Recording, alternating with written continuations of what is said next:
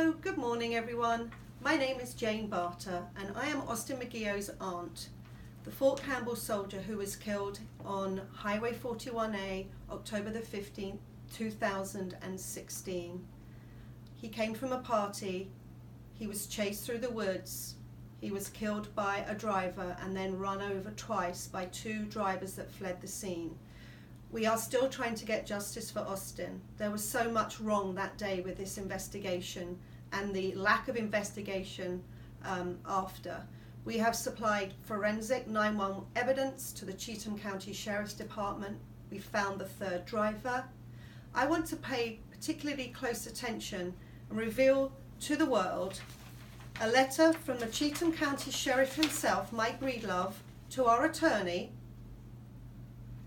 and I'm going to read you a section of it because this is very relevant to this case. There is no investigative procedures, field manual, or documents that govern specifically what an investigator does at a crime scene. Every crime scene is different.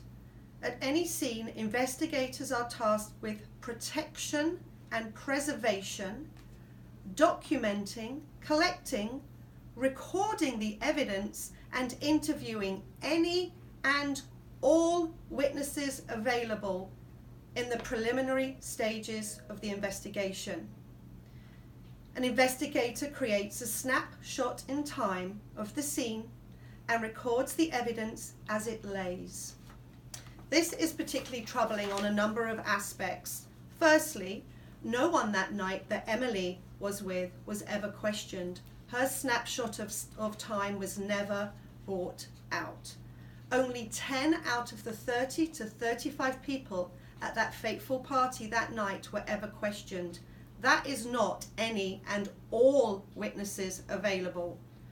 No evidence was taken at the nursery, despite law enforcement saying that Austin McGeough broke in and ransacked it and then was chased by bees. There was no footprints, fingerprints, DNA. There was no pizza recovered from his stomach in autopsy. His stomach was empty. Again, I quote, protection, preservation, documenting, collecting, and recording the evidence, and interviewing any and all witnesses available at the scene. Emily Prysock's alcohol-filled backpack was not protected or preserved, but handed back to her with beers inside. This should have been collected as evidence.